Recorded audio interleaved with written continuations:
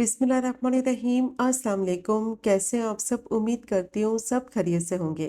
आज मैं आपके साथ शेयर करूंगी ढाबा स्टाइल माश दाल की रेसिपी, जिसको बनाना बहुत ही आसान है, सिंपल और क्विक रेसिपी है। और यकीन करें ये इतनी ज़्यादा जायकेदार दाल बनती है, खिली खिली बनेगी कि जब आप इस रेसिपी से ये टेस्टी माश की दाल बनाएंगे ना, तो कोई भी यकीन नहीं करेगा ये आपने घर पे बनाई है। वही टेस्ट और वही फ्लेवर आपको मिलेगा जो अक्सर आप होटल या ढाबा में खाते हैं। तो बस टिप्स और ट्रिक्स को आपने फॉलो करना है वीडियो के दौरान जो मैं आपके साथ शेयर करूंगी। तो ये टेस्टी माश दाल आसानी से आप घर पे बना सकेंगे। तो शुरू करते हैं इसको बनाना। तो सबसे पहले 1 कप माश की दाल ली थी, जिसको उड़द दाल भी कहते हैं। इसको मैंने भिगो कर रख दिया था 1 घंटे के लिए। 1 कप माश की दाल ली है जो कि वेट में 200 ग्राम है। कम से कम 4 से 5 दफ़ा इसको पानी से ज़रूर धोना है भिगोने से पहले, ताकि जो मट्टी है ना सारी दाल में से निकल जाए। अब 1 लीटर पानी गर्म कर लिया है। जैसे ही पानी में बॉईल आ जाएगा तो इसमें भीगी हुई दाल डाल देंगे। दाल का पानी मैंने फेंक दिया है। अब दाल को हाई फ्लेम पे बॉईल होने के लिए रखेंगे, ताकि दाल जो है ना वो 60 to 70% अच्छी तरह से कुक हो जाए। साथ ही इसमें डालेंगे हाफ टी स्पून हल्दी। हल्दी डालने से क्या होगा, एक तो दाल का कलर बहुत ही ज़बरदस्त आएगा और ये बहुत जल्दी सॉफ्ट भी हो जाएगी।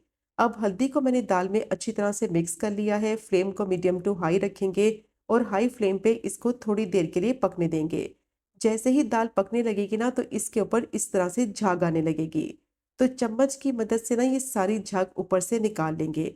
अच्छा, ये झाग आपने ज़रूर निकालनी है। इससे क्या होगा कि दाल का टेस्ट खराब नहीं होगा, क्योंकि अगर झाग इसी में रह जाएगी तो दाल का जो टेस्ट है ना वो खराब हो जाएगा और दाल में कड़वाहट आ जाएगी। अब जो सारी झाग थी ना मैंने निकाल ली है और देखिए साफ पानी इसका नजर आने लगा है। अब 5 से 7 मिनट के लिए हाई फ्लेम पे दाल को बॉईल कर लेंगे। 60 to 70% दाल को अच्छी तरह से कुक करना है। तो दाल को मैंने हाई फ्लेम पे 7 मिनट के लिए बॉईल कर लिया है। अगर आप इसको हाथ से तोड़ेंगे ना तो हल्की सी कसर अभी इसमें बाकी है। बाकी की दाल मसाले में पकेगी, अच्छी तरह से सॉफ्ट हो जाएगी। तो इस पॉइंट पर सिर्फ 70 to 60% दाल को अच्छी तरह से गला लेंगे। अब पानी इसका फेंक देंगे और दाल को छान कर छलनी में रख लेंगे। अब मैंने कढ़ाई ले ली है, इसमें डालेंगे 1/3 कप ऑयल। जैसे ही ऑयल गर्म हो जाएगा तो 1 टीस्पून जीरा डालेंगे। मीडियम टू लो फ्लेम पे जीरे को क्रैकल हो जाने तक फ्राई कर लेंगे कि अच्छी सी खुशबू आने लगे। जैसे ही जीरा थोड़ा सा फ्राई हो जाएगा ना तो इसमें डालेंगे चॉप की भी प्याज। एक मैंने प्याज ली थी, थोड़े बड़े साइज की थी प्याज, और इसको मैंने चॉप कर लिया था मोटा मोटा। अगर आप चाहें तो स्लाइस करके भी इस्तेमाल कर सकते हैं। अब प्याज को कंटिन्यूस चम्मच चलाते हुए इतना फ्राई करेंगे कि इसका कलर जो है ना वो लाइट गोल्डन ब्राउन हो जाए। कंटिन्यूस इसमें चम्मच चलाना है ताकि प्याज का कलर जो है ना वो सारी साइडों से एक जैसा आए। तो प्याज को देखिए मैंने फ्राई कर लिया है। इसका कलर जो है ना वो गोल्डन ब्राउन होने लगा है। बस इतना ही इसको फ्राई करना है। अब इसमें डालेंगे 1 टेबलस्पून भर के लहसुन अदरक का पेस्ट और इसको भी 1 मिनट के लिए फ्राई कर लेंगे ताकि इसका कच्चापन खत्म हो जाए और अच्छी सी लहसुन अदरक की खुशबू आने लगे। अच्छा, लहसुन अदरक को फ्राई करना अच्छी तरह से बहुत ज़रूरी है, क्योंकि अगर इसको सही से फ्राई नहीं करेंगे ना तो मसाले में इसकी स्मेल रह जाएगी।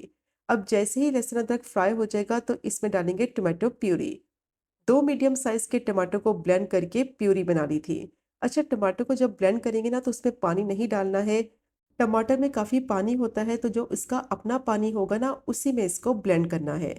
अब साथ ही इसमें कुछ मसाले भी डाल देंगे। 1 टीस्पून लाल मिर्च पाउडर, 1 टीस्पून धनिया पाउडर, पिंच इसमें हल्दी डालेंगे, हाफ टी स्पून जीरा पाउडर डालेंगे।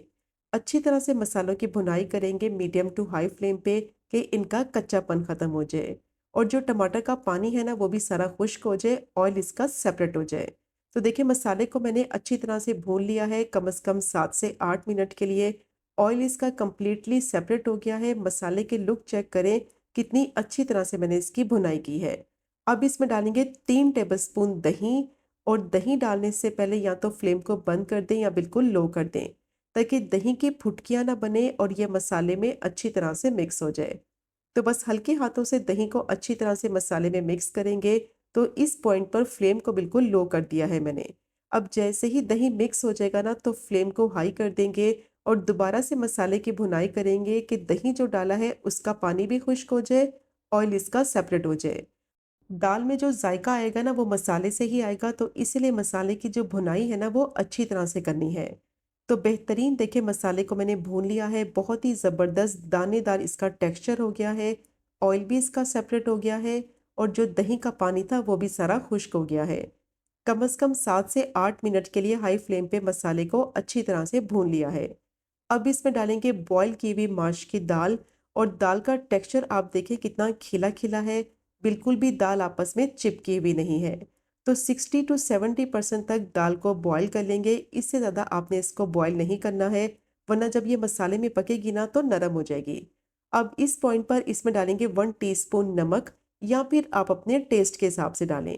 अब अच्छी तरह से इसकी मिक्सिंग करेंगे और मिक्स करते हुए दाल को मसाले के साथ 2 से 3 मिनट के लिए पका लेंगे, ताकि जो नमक डाला है ना उसका फ्लेवर भी अच्छी तरह से मिक्स हो जाए और मसाले में दाल भी अच्छी तरह से मिक्स हो जाए। दाल को बॉईल करते वक़्त भी मैंने इसमें नमक नहीं डाला था और ना ही मसाले में डाला है। जैसे ही दाल डालेंगे ना मसाले में तो उस पॉइंट पर आपने इसमें नमक डालना है, ताकि नमक का जो टेस्ट है ना वो दाल और मसाले में अच्छी तरह से मिक्स हो जाए।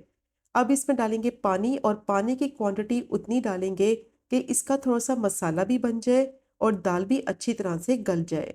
तो 1.5 कप मैंने इसमें पानी डाल दिया है, अगर आपको दाल थोड़ी-सी नरम रखनी है तो उसी हिसाब से आप इसमें पानी डाल दें। हल्की सी मसाले वाली दाल बनाएँगे ना जिस तरह से ढाबा में मिलती है, तो बहुत ही बेहतरीन इसका टेक्सचर भी होगा और टेस्ट भी आएगा। अब अच्छी तरह से पानी डालकर इसको मैंने मिक्स कर लिया है, फ्लेम को बिल्कुल लो कर देंगे और कवर करके इसको 15 मिनट के लिए लो फ्लेम पे पकने देंगे, ताकि बेहतरीन दाल की कंसिस्टेंसी भी तैयार हो जाए और जो बाकी की दाल है ना वो भी अच्छी तरह से सॉफ्ट और टेंडर हो जाए। तो दाल को मैंने 15 मिनट के लिए लो फ्लेम पे पका लिया है। बहुत ही ज़बरदस्त खुशबू आ रही है, बेहतरीन मसाले वाली ये माश की दाल तैयार हो गई है और इसका टेक्सचर देखें खिला-खिला भी है और दाल भी अच्छी तरह से गल गई है। तो पानी की क्वांटिटी इसमें ज़्यादा नहीं डालनी, उतना पानी डालेंगे कि दाल भी गल जाए, खिली-खिली रहे और इसका मसाला भी बन जाए।